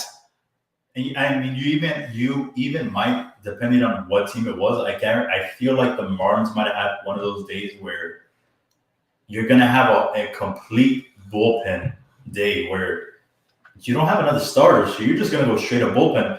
And I kind of like to see that. It's so much. It's so people that you don't normally see. So you're thinking every 2-3 innings, you're getting a new pitcher in there. So as a diehard baseball fan, yes, that's awesome for people like us. We will notice that. But as for people who aren't diehard baseball fans, they kind of want to see the big names. You kind of want to see, big stars coming out and playing every 3 games, and it's more of a storyline. So I agree with you. As a baseball fan, it's flipping awesome seeing that. But as a casual fan and as someone, a fan who's kind of just a bandwagoner, there's nothing wrong with being a bandwagon fan. There's a lot of people who talk bad about bandwagon fans, but me, Marlin fan, Heat fan, you didn't watch any games. You want to join the postseason and give the excitement, bring that positive juju. I don't care because it might actually turn you into a real fan. Exactly. So I don't mind bandwagon fans, and that's why I lean towards I kind of like having 3-game rest and having those storylines. But you're right, as a diehard baseball fan, as someone who lives on watching the postseason and these great games when I was a kid, I would love to see. I'm enjoying seeing what I'm seeing now. And you know what? Now you're kind of making me backtrack because now that I'm thinking about it, throughout the postseason, there hasn't really been those games like in previous years where, game 1 and 2, one of the teams is just murdering the other. And then game 3, 4, and 5, another team just comes back and fights. It's just been, since it's back to back to back, you're just getting there's no rest, just going out there. You're right. And maybe, you have a point to why it might be great. Yeah, and spread it out, not do it so fast paced. And to go off of what you're saying, I didn't think about that, but you're right, man. I can imagine losing on a Monday, then losing on Tuesday, and then not having between those days to get your team together, riled up, think of a new strategy. It's just game, which I don't know any other sport that has ever done that. It's the postseason. You want that day rest. You want players to, start thinking positive, to start, let's make some changes. And now it's just game. And now you're also doing things that you probably wouldn't do in the season. You're just trying to figure things out. I feel like it's stuff you would probably do in the season, just stuff you wouldn't do in the postseason. Gotcha. You would do extra things. How to be like, okay, you saw this guy this week, how to prep for him for the next game and stuff like that. There's none of that now. Well, moving on to our next topic, XFL 2022, The Rock. We haven't talked about that, and that's your boy. That is my boy. That's your idol right there. We haven't. I do love How The Rock. do you feel about him purchasing the NFL from Vincent Kennedy McMahon for basically chump change of what The Rock makes? Honestly, I thought it was a great idea, man, because the XFL was actually entertaining. If you're a football fan, it brought a new aspect, a new view on how to play the game. It had some great ideas. I would actually watch it with my roommate back in San Diego. Me and Ty would just be there watching the games, and we would actually enjoy some of the things they brought. It brought a new aspect to the game. So I am excited that he's doing it, and I'm excited that he's waiting till 2022 That's a smart move. Some people might think, oh, do the bubble, do this. Why? Give it a year, figure out, COVID, see if it gets better, and then 2022, bring it back. There's no other competition to the NFL, and the XFL had great ideas. I've actually been a diehard XFL fan since it first came out. I remember being at Dolphin Mall with my mom, seeing an XFL ball, and I had a vintage XFL ball, black with the red stripes on the side, red XFL. I loved it. I thought it was awesome. And the fact that Vince McMahon brought it back and it was better was awesome. So you remember he hates me then? Oh, man, Rod Smart was awesome, man. The fact that I remember his full name, he went to the Panthers. I loved using him on Madden. That was awesome. I wish they would keep that idea with the name in the back. I love that idea. Man, that was awesome. But I like that, Vince decided, let's make some changes. Oh, that was 15 minutes already?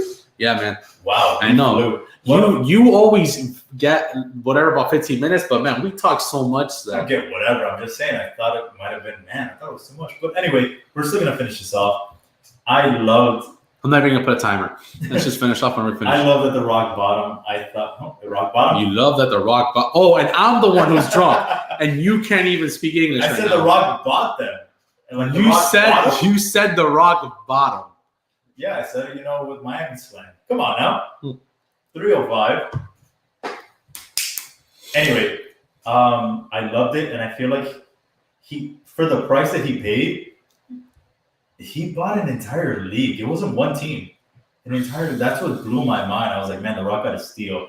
And if there's anyone that can make this work, it's that man, because he's going to put everything he has behind it. And if it doesn't succeed, you know what? You can't say he didn't give it his 100%. But knowing him, that is going to succeed.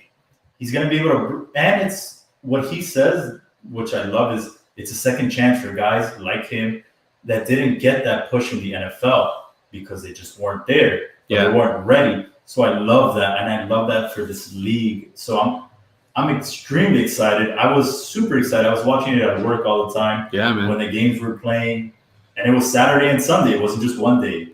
It was both days. So it was so fun to watch. I love the kickoff. I love the extra point attempts. Did you? Yeah. I think I love the original kickoff, man. I remember when it was you put the ball. Oh, that was to see who got the ball. That was to see who got the ball first. Ah, you're right. They would chase to see, and which I love that. I love that. But I'm saying I love the kickoff that it's just one straight line. You got a guy in the back, and if he cuts through, he's going to the house. Yeah, that was awesome. Yeah. But I also like the extra point stuff where you can go for I love 1, 2, or 3. Yes, and I love that. I also love the in-talk commentary where you go to the players. Yes. That was awesome, and then you can hear what the coaches were saying to the players. I thought that was awesome. My favorite thing is always going to be, I forgot what team it was, but the guy had just thrown like his second interception of the game. Yeah. And they go to him and they're like, hey, man, how are you feeling after the second interception?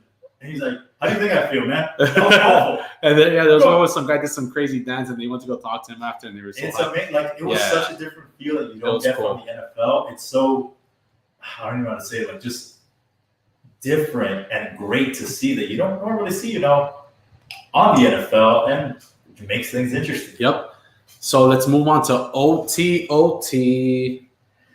There's never much love when you get to OT. And I'm going to start off OT by calling out Kenny because he said, I went back to volume 10 and 11 when Alain came back. He knows how I feel about when he says Alain because he knows I'm Uncle Alain. Come on now. I'm Unc. So I'm gonna call out my nephew. My nephew. Know what it is? He's not trying to show his bias. I love him. He's not trying to make you feel bad by saying that Melo's right. That's my boy. What? Melo, you're never right. I know. That's my boy, Kenny. I love him. He's recovering from a shoulder injury. He still got it. He's went through rehab. He's got an amazing facility. It's getting better. Kenny knows that Melo. That boy's an athlete. He has some uncle genes. He got the Unc genes. Yeah, he does. He just got to get the goggles. All right. So the first thing, come on. Why you got to bring that up, man? Why you got to bring up high school days, man? Don't talk about them goggles. Kenny's all about that Melo love. I want to. Don't get it. I'm gonna start off OT by saying we did not watch Tenet. Unfortunately, we had the NBA playoffs and a lot of things going on. COVID, the theater problem. We couldn't find a place to watch it. It was rough. We're definitely gonna get to that. We're gonna try to watch Tenet as soon as possible, and we're gonna go with our review because we love movies. But moving on to the next topic, we have. All right, so we have two cases here. We got the Tory Lanez case, and we got the Baby Blue from Pretty Ricky. Which one do you want to talk about, Tory Lanez or I'm gonna just start with Tory Lanez, and then I'll go into Baby Blue. So let's do this. All right, so Tory Lanez, he recently was in a altercation situation with Megan Thee Stallion, where apparently he popped off his gun, shot her on her foot. Maybe something happened where bullet fragments went on her foot, and he recently got charged for it. And man, how does Charlemagne Donkey of the Day? I mean, has Charlemagne done that? I don't even know. Charlemagne the God, he should give this man Donkey of the Day. I feel like we need one of those. Man, if he really, what is wrong with this guy? I mean, I'm not gonna lie. Tory Lanez, I've been listening to his mixtapes for a while, and he actually does some pretty good music. And he has some great but I don't know the word. Remixes. Come on, man! What you take out your gun to? What are you doing, dude? If these allegations are true, I'm gonna say allegations. Megan Thee Stallion said this is what he did. I'm not sure if she's gonna be a witness to the case. As the in-house legal strategist of fourth quarters, I don't know what's going to happen, but I will say, Tory Lanez, you deserve Donkey of the Year. This is true. You rightfully deserve to be charged if it is true, but I am not going to say you're guilty. I'm just going to say if it's true, you definitely are a Donkey of the Day. And we probably should stop saying that because that's not even our thing. You're right. So I'm going to go with my Alain of the Day. I'm sorry. Is that what you know what? We could have gone with Giant of the Day. I don't know why we're going to go with Alain of the Day. So mine is going to be Baby Blue. You guys might not know him by that name, but he was in the well-known band of Pretty Ricky. Pretty Ricky. Man, I love that growing up, man. From the 305. 5 in the morning. Oh, man, Jazz has heard that we did not watch Tenet. Damn, I know. I'm sorry. I'm sorry. We're going to make it up. We're going to watch Tenet. I promise we're going to do it. But yes, Baby Blue from Pretty Ricky got charged with a scheme. So it's just mind-boggling. So with everything that was going on, there was this payment protection program loan thing that the government was doing. And this man, Baby Blue, decided to do it not once, but he apparently did it twice. And it's more than $24 million worth of a scheme. Wow. So he right now is on that struggle bus. And back in August, Baby Blue apparently was, I want to get this right. He was reportedly alleged to have physically assaulted a woman that he was seeing who was pregnant with his child and punched her in the stomach while she was pregnant. Like, what are you doing, Baby Blue? I remember, did Pleasure P do something? Was it Slick 'em High? Like, come on, man. Slick 'em High. Like, I don't understand, man. Baby Blue, you had it so good. Miami loved you. Man, you didn't have to do this. You didn't have to try to con anybody. You were who you were. We knew it. We loved you for it. I know, man. I if these allegations are true or whatever happens, I don't like calling people guilty until whatever happens in the court of law. It's unfortunate, all I really base this on is on his music and they're talented. I still listen to Pretty Ricky, man. Those back-to-back albums were so good. What's your favorite Pretty Ricky song? Man, hold on. I got you. My favorite Pretty Ricky song. Actually, I used to sing this. Blue Stars or On the Hotline? Like which album? It's for sure Blue Star, OG album. But On the Hotline, I know that song word for word. I'm not even going to get started with that. But my favorite Pretty Ricky song. I used to sing this song with my best friend, Jose. We call him Match. and I would sing. We used to sing the whole song in lunchtime when we went to South Miami because our South Miami Cobras. I cannot wait to hear this. Man, it's called "Get You Right." Ooh, okay. Listen, week one, we sing the whole album from "Grind with Me" to "Can't Live Without You." By the way, I'm straight sorry, through. it wasn't called On the Hotline. It was Late Night Special. That was their other album. We used to sing both albums from front to back, front to back, front to back, everything. And "Get You Right" probably is my favorite Pretty Ricky song.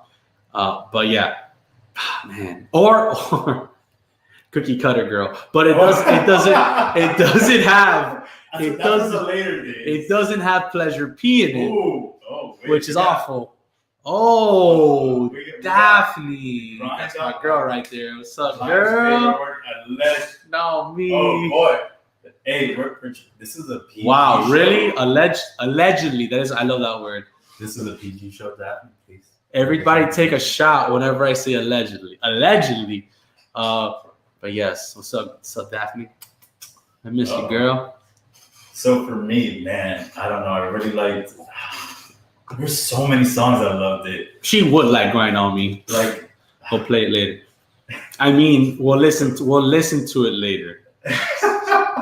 So I know from Late Night Special, obviously On the Hotline was a good one, but I like, can I put a little peer pressure on ya? On you, are you ready? Hey, cause I'm ready. Hey, like that was. Can I put a little peer pressure on you, bro? Don't get me started, dude. You're not even drinking your wine. What do you mean I am? And Okay. then the other one that I really liked was "Call Me." Ooh. So So I can you make like- it juicy for you, baby. Call me. Also, you're a big fan of the second album, then. What do you mean? Call Me was on the first one. Yeah, Call Me was on Blue Stars. That's what I said. You're I right, said you're peer right. pressure, Late You're Night, right, you're and I right, said okay. Call Me. I was confusing it for another one. Okay. Oh man, Pretty Ricky. Shout out to Pretty Ricky. I love them. And then there was, on the second album, you had Love Like Country. God. Yeah, listen, let's not get started Pretty Ricky. We can go on another tangent on Pretty All Ricky. right, so my next question is, you said you were going to tell us about the story with Sterling. So they were another. Sorry, I'll change it here. They were another winery. Don't kiss my wine bottle. What's wrong with this guy? This was another winery that was affected, obviously, by the fires. But the big thing about this one was that this past Emmys, they were the hosts. Like, they were sponsored by them, the Emmys this past year. I forgot when it was, September or whatever. This is the wine everyone was drinking. So we're drinking the wine of, plenty of Emmy Award winners. Wow, I Like didn't know Schitt's that. Creek Wow. and Glow. There all we those go. great shows. I had So no that's idea. Exactly why, So you brought me a fancy wine. Thank you. 'Cause that's what we get when we're winners. We get award-winning wines because I'm a champion, and that's what we deserve. So thank you, Melo, for bringing me Sterling wine. That was a great story. This is Sterling Vintners Collection, built by the hand touch of our winemakers from select vineyards to create a wine of balance and elegance. Sip our Cabernet and savor the lush blackberry, cherry, and blackcurrant aromas underlined with notes of vanilla and spice. That is beautiful. Thank you so much, Melo. Thank you. So let's talk about, hypothetically, Okay. if you win halftime, which you won't, what would you like to drink next week? Well, let's see. I definitely want to go for wine again. What are you laughing at? No, nothing. Just saying because, it's not going to happen, but, I think, you know what? Let me switch it up. Let me get another white wine. White wine. Another white wine, yes. Bring me some white wine, something refreshing, something good, another type of white wine, not what you brought last time. I got you. It's not going to happen, but if it does, I already have what I have in mind. Okay, what do you want? I'm going to double down on what I wanted last week. You want the champagne and orange juice. I want Mimosa Pappy to come out on 4 quarters and show the world what a true champion looks like. What a true champion drinks. Wait. What a true champion celebrates with. So you want A champagne? little bit of the bubbly. So you want some champagne? Some champagne with that spray OJ. With spray of OJ. Man, I'm going to get you a legit champagne with legit OJ. So I got you. Exactly. I want a little bit of that bubbly. If you win. All right. You mean when I win. If he wins. So we want everybody to know we actually have something coming up, which Melo did without me previously, some dumb bracket he did with whoever was on the show. And I don't know disrespect to whoever was here and did a bracket without me. But come on, we all know everybody watches the show because I'm in it. And we're going to have another special. Before it was best TV shows. And I don't know what greatest TV show of all time. And we're going to redo that in a later time so we can forget about whatever he did. We're going to do it again. But this time we're going to do best Halloween movie.